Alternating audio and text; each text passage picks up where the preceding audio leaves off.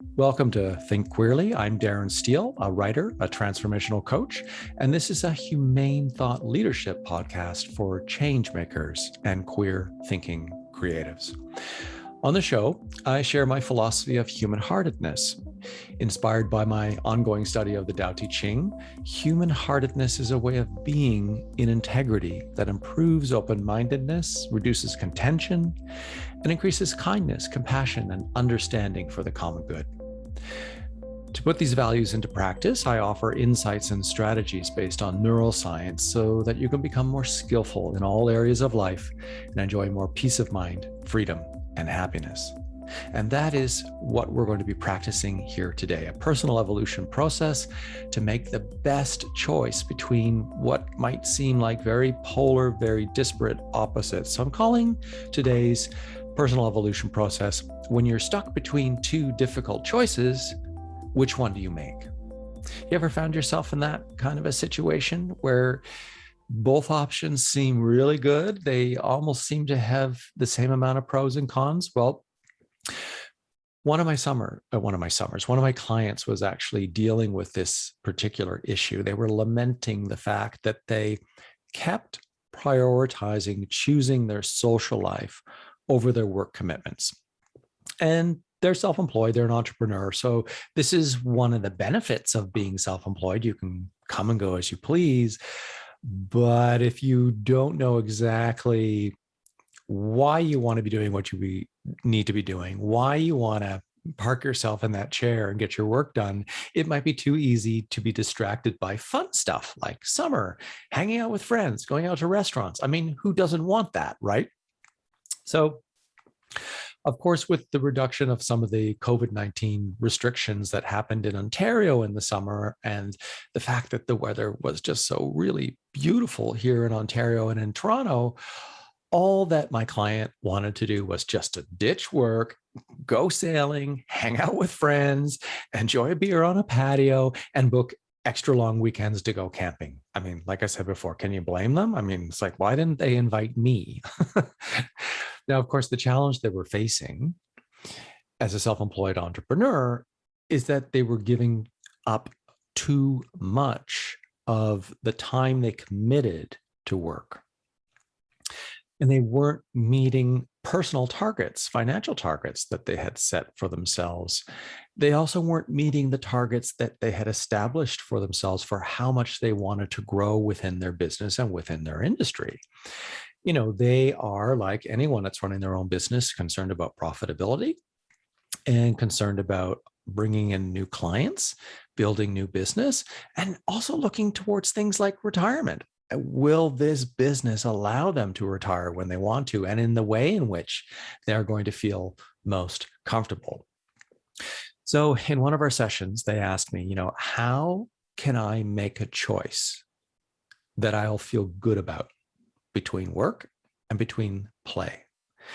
So how could they enjoy what was left of the summer? This is in August, and still enjoy their personal freedom, but also accomplish like really important business and financial goals. They certainly weren't the kind of person that wanted to work 10 or 12-hour days, especially in the summer. And honestly, why should you, unless it's such a passion project and you're so into it and it's so absolutely important that maybe you give up a couple of months or a couple of weeks of what you might really enjoy doing so that you can really pursue this important project. So just at this juncture, I'm not saying working long hours is right or wrong. Sometimes we make choices because it actually is in the best emotional alignment with who we are and what it is we want to accomplish. What's most important to be mindful of is balance. And this is the situation my client was facing. There was a serious imbalance because they were putting too much weight on their personal life, and they were starting to see the negative effects of not putting enough weight or attention into their business life. So here's the thing. When you're making these kinds of choices, it's never a simple binary yes or no kind of question. Should I go out with my friends? Yes, no. There's a lot more going on. take a moment to think, have you ever faced a situation like this? Or have you faced a similar situation between having to work in the summer or wanting to like ditch early, take the afternoon off, call in sick, for example? Maybe there are sometimes situations where there are very simple yes or no answers. And if it were that simple, well, then we wouldn't face issues of regret or longing about not having made the other decision. Oh, I wish I had have. Hindsight is just a horrible thing to have to deal with. So the reason for this challenge is that, or the reason why this is such a challenging situation for my client or any kind of difficult, what seem like polarizing choices, is that there are so many factors involved in making the decision, which include things like your values, your beliefs, your emotional needs, your emotional state, your goals, and your dreams in life. And on the one hand, if you don't know what all those things are very clearly and concretely and specifically, that's going to make your decision-making process very difficult. And that's one of the things I address in my self-mastery for one coaching with my clients, but also in my upcoming Where You Stand 12-week program that I'll be offering in January to a small group of individuals that want to learn this kind of self-mastery so that they can have greater happiness, freedom, and peace of mind in their lives. So when you're faced with the choice between two significant polarities in your life and you don't know how to decide which one to make, well, that's why I've created this personal evolution process for you here today. It will help you get clarity and certainty about what's most important and what's most meaningful to you about both options, like both sides of the equation. And then you can choose the one that provides the most emotional alignment. And what I mean by that is when you can connect your choice, your decision, with your emotional intentions, with how you want to feel, with the kind of emotions you want to associate with that choice. And I'm thinking here, pardon me, your empowering emotions, the emotions that are going to motivate, because emotions we feel and they kind of move us. So if you pick the right emotions, they will motivate, they will help move you forward to take action, to be in that behavior, and to remain committed to the choice that you've made. Okay, so a final thought about this. As I've said already, this process is not meant for the simple yes or no choices in life. Should I have vanilla ice cream or should I have Rocky Road? I'm going to have both. Binary question, but you see, it's just whatever. You're not going to like regret not having the one flavor for weeks on end or maybe even years on end. This is when making the choice seems to have as many benefits as negatives, so to speak. Okay, so this personal evolution process is revealed in breaking down two big, opposing, challenging, or difficult choices that you're struggling with and are probably holding you back. You're probably kind of in like a limbo holding zone because you are more than likely making the wrong choice. Or if you're doing the thing that you decide you want to be doing, you just don't feel good about it in this moment. And that's what this process is going to help you. You're going to feel good about the choice and you'll remain committed. So what I'm going to do with this personal evolution process to give it air so you can get a sense of how it works is I'm actually going to use the example of having to make a choice between having fun with your friends on a beautiful summer's day or keeping to your work commitments. And I'm going to make this entirely fictional. Yes, it's based a little bit on the experience of my client, but I'm going to make up the rest so that no one can get a sense of who's being spoken about. But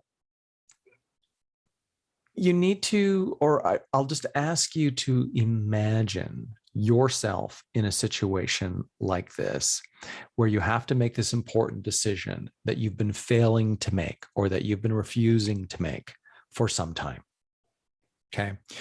So without any further ado, let's get into the personal evolution process and go through the 3-step process of how to define what the 2 choices are. And then we'll get into refining each one of those choices so you can get, greater clarity looking at these options from a slightly different angle to see some more of the pros, to see some more of the cons.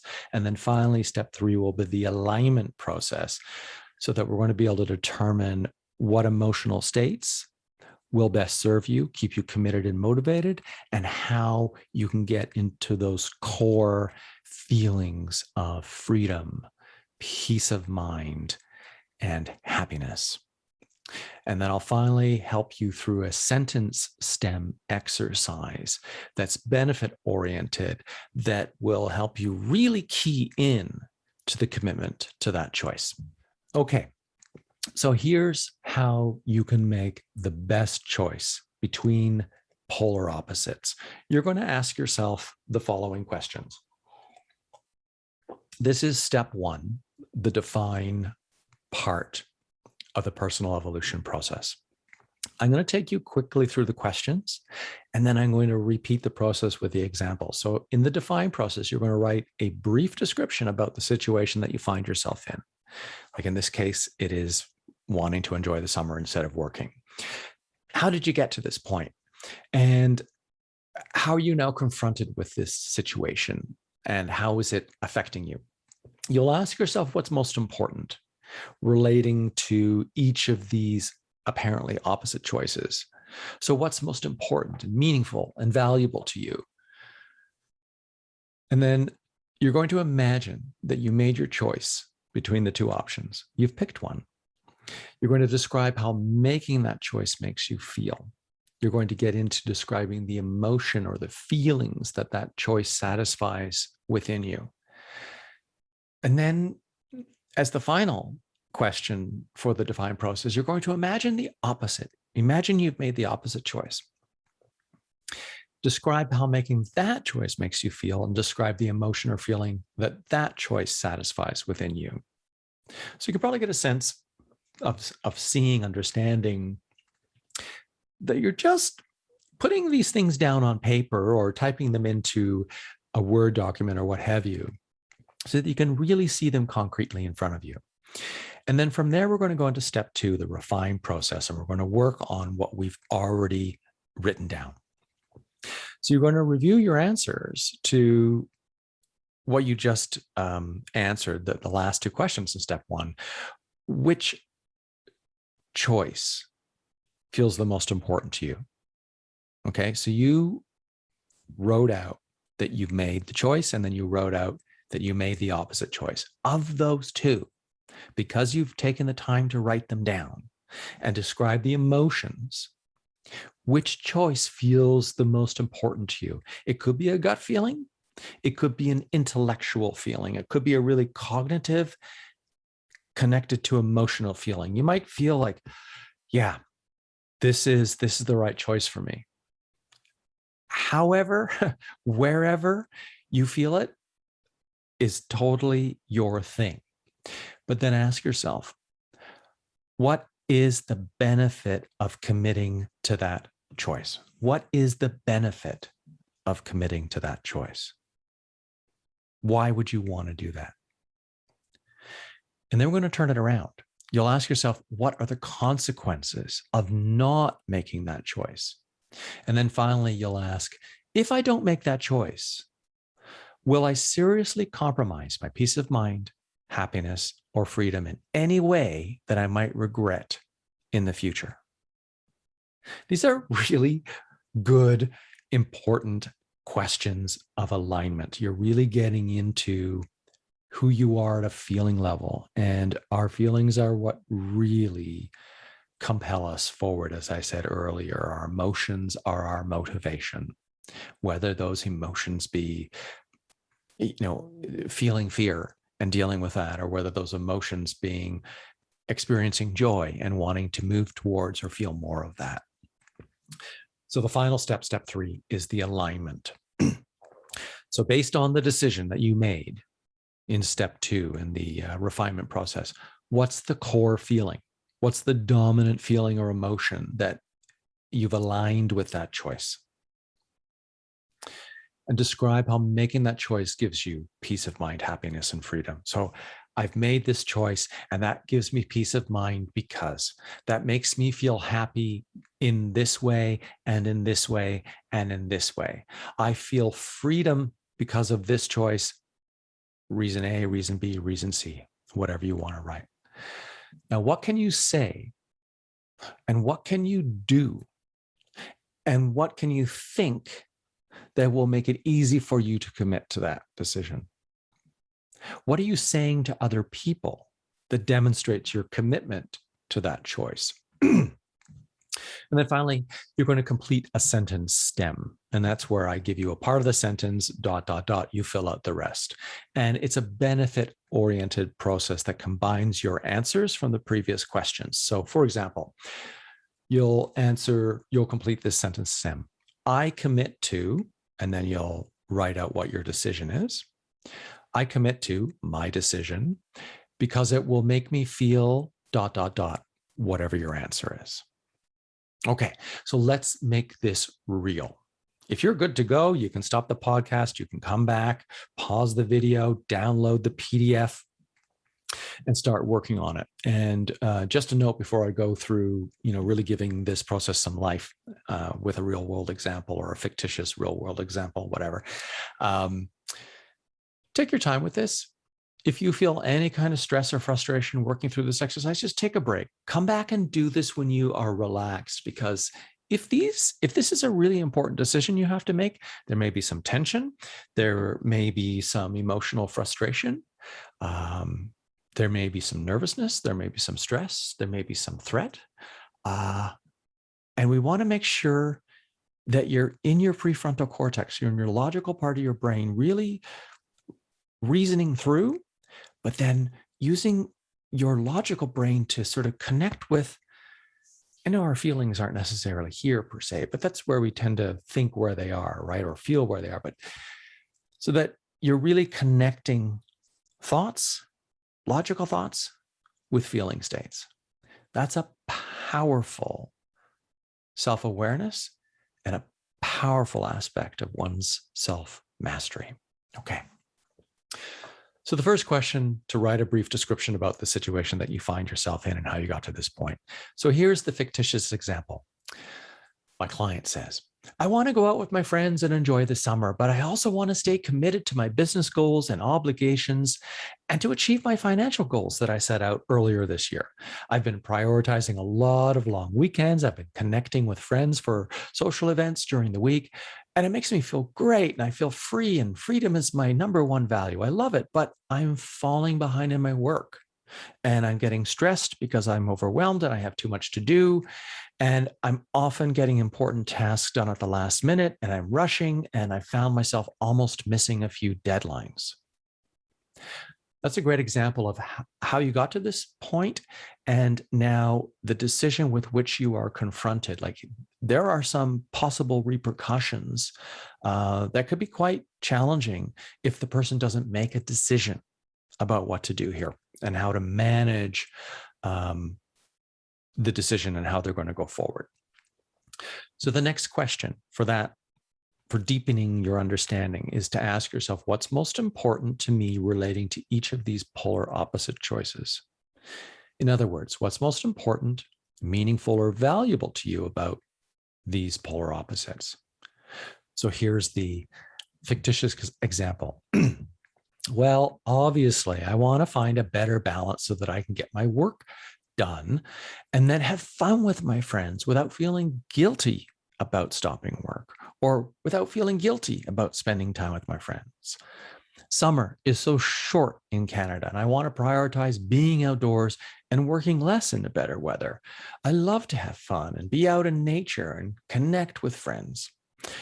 But I also want to create greater financial security so that I can have more playtime. That feels like a paradox to me. I've been choosing fun over work out of habit and maybe even distraction. And to change that, I want to create a new habit of booking both my work commitments and fun commitments in my calendar. If I can see that I have a schedule for both things that I want to accomplish, I think I'll be more ready to get my work done as per my schedule, knowing that my social time is also planned. Having a plan allows me to let my friends know when I'm available, especially if they call me out of the blue. So just as an aside, that's a wonderful tactic that a lot of people don't necessarily do, is to consider using your calendar to book your personal time is just as important to use your calendar to book your professional time, because we need both to be a happy, healthy, functioning human being.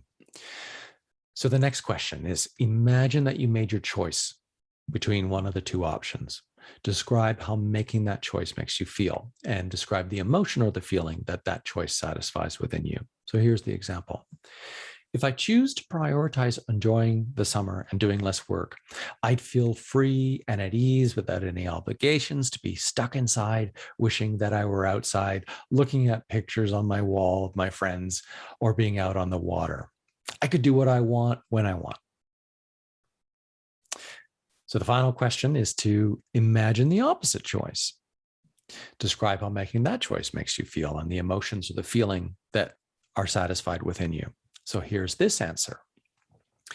It's my life, but if I don't plan both my work and my fun time, I won't be able to manage my freedom. With a plan, I will have certainty. I'll know what I'll need to do, but I'll also have flexibility. When I look at my calendar, I'll have peace of mind knowing that I have a start and an end time for when I'm working. I can change this if I want to, but I'm giving myself the freedom, because I can actually see it on the calendar, by planning for both work and play. Then I don't think I'll feel restricted or limited if I get invited to do something when I know I've actually booked to do work, so that I can have more of the freedom I want in my life. If I don't meet at least my minimum work commitments, and I'll be able to see that in my calendar, what needs to get done, then I jeopardize the kind of freedom I want, especially the financial freedom to retire. Having a set calendar that I stick to makes me feel more in control and content with my choices. If you're just listening or just watching, you're probably getting a sense of how this is rolling through to provide more clarity and more understanding of oneself, of one's choices, of one's reasons, of one's commitments, and what's most important. So we're going to refine. So you'll review your answers to the questions about the two choices, and if you chose one or if you chose the other. The question here is, which choice feels most important? So here's the fictitious answer. Making the choice to commit to my work first. Having a work plan and a work schedule for what I need to do allows me to let my friends know when I'm available, like when I'm done work for the day, especially if they come out of the blue, if they call out of the blue, sorry. It also allows me to know, to have the prediction that I'm only working until this time, and then I'm committed to also having my free time. Next question. What is the benefit? What are the benefits of committing to that choice? And I just noticed a typo in my work. There we go. A work play plan will make me feel in control instead of feeling that I need to do what my friends want me to do, which isn't really true. It's what I want to do, but that's my way of shifting blame. See what I mean here? When I incorporate both work and fun into my plan, then I'm not losing out, or at least I won't feel like I'm losing out. I get to see that I have both events that are important to me on my calendar. Instead, I'm simply making a choice and being able to do both things, but making sure I find a balance between the two so that I can enjoy the benefits of freedom that come from both of those important aspects of my life. So the third question in this step, what are the consequences of not making that choice? And here's the answer. Nothing will change. Everything that I've been complaining about is going to remain the same. I'm going to start getting annoyed with myself, and then I'm going to get angry at work, and I'm going to get angry at my friends for not respecting my boundaries, even though I'm not respecting my own boundaries, and I will not reach my financial goals, and I'm just going to be very unhappy, which is not what I want. So the last question of this section is to ask, if I don't make that choice, will I seriously compromise my peace of mind, happiness, and freedom in any way that I might regret in the future? Now, you can already guess that the last question was already touching on those things. So here's the answer. If I don't commit to this choice, I will get frustrated with myself, and I'll probably feel guilty, both for not working and for spending too much time with my friends. Not feeling happy about this will limit my freedom, because I'll be feeling frustrated instead of relaxed. I'll be feeling frustrated while I'm working, or I'll be feeling frustrated while I'm out with my friends, thinking that I should be working. So I won't have peace of mind. You're going to already see how much value working through these first two steps really provides. But this final step to align really concretizes and, puts the framework around this new emotional habit tied with the kind of emotions that keep you committed. And this is how we give something like this AIR. AIR stands for attention, intention, and repetition. So we're giving attention to the thing that we want to change, the new habit or the behavior. Intention is the emotional alignment, the emotional motivation we give and bring to move ourselves, to keep ourselves committed to the thing we're giving the attention to. And the R for the repetition is continuously doing that thing. In this case, for this fictitious client example, the scheduling and the planning of both work and free time. So the final step for alignment, first question, based on the decision that you've just made, what is the core feeling or emotion aligned with your choice? So the answer here for my client, peace of mind, or oddly, a sense of freedom. You may have more to say. For your example, you may have less. Second question, describe how making that choice gives you peace of mind, happiness, and freedom. So remember in the refined step, it was like, how did this compromise these values? So describe how it actually fulfills these values. So here's the answer. It just feels right. And it's what I've been seeking all along. I know I needed to make a choice. And this is what the other side of this choice feels like. Having a plan that I can change because it's my calendar and my life and my business, but one that shows me I can do both the things I want and the things that I need to do, makes me actually feel more free. I think this is because this diminishes my feelings of regret for not working. Third question, what can you do or say to yourself? Or what can you do or say to others? Well, not do to others. What can you do or say to yourself? What can you say to others that will make it easy to commit to your decision? And here's the answer. I will start and end. I will start and end a review and planning habit so that I can check off what I've accomplished during my workday and review what must get done tomorrow. I will plan tomorrow the day before. If a social event is on the horizon, I will have to make the commitment to myself about what must get done in my work so that I can go and have fun and be free. And in making this distinction, once my work is done, I can feel completely satisfied that I did what I said I would do for myself. And then I can completely relax and let go and have fun. The way that's framed is like, you see how much clarity this person has received from doing this process. It's almost like they're excited that they've made this choice. And that excitement is again an emotion that makes it easier to remain committed, even when things get challenging, which of course they will, right? They always do. So the very last step in this entire process, the last step in the alignment, step 3, is to complete the sentence stem so that it is benefit-oriented and combines your answers from the previous questions. So this is I commit to my decision because it will make me feel, and then the answer. So here's how this could look. I commit to following a new work schedule that outlines what I need to accomplish over the week, but also provides booked off time for my social life.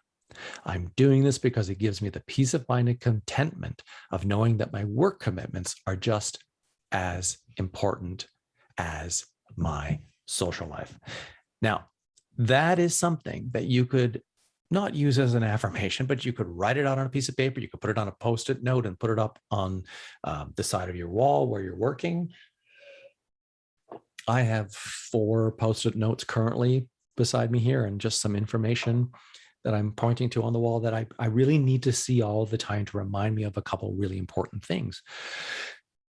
If a situation in your life is something like this scenario that really requires the conscious effort to work through a process like this personal evolution process to get the clarity to make the decision that's best for you, this is definitely going to need some attention, intention, repetition. And one of those ways of maintaining attention on this decision that you've committed to is writing it out and putting it somewhere that you'll see it that's relevant. And in this case, for the person who's doing work from home, they would want to probably have this posted up near their computer so that they can see it all the time, especially in those moments when someone rings, "Hey, I'm downtown.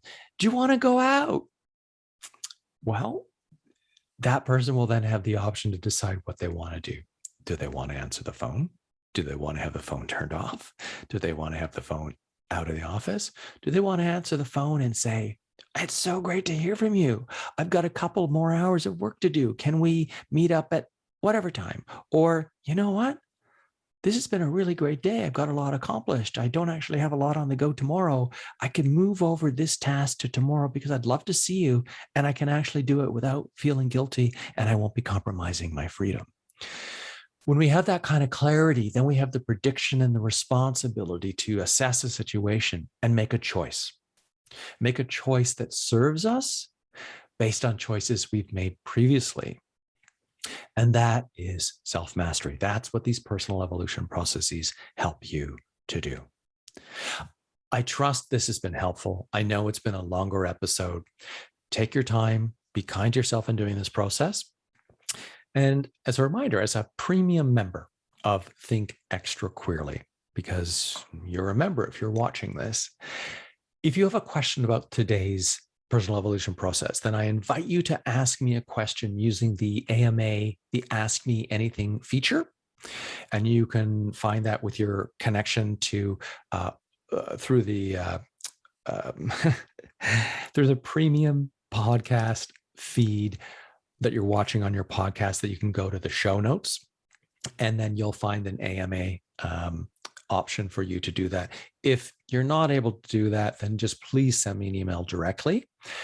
And I will be holding a monthly Zoom coaching call where you can get online if you're a member of the Humane Thought Leadership Plan, and you can attend and ask me your questions live. All right. Thank you so much for being a member of Think Extra Queerly. I really appreciate you, and I look forward to seeing you in one of the upcoming Zoom calls. Take good care.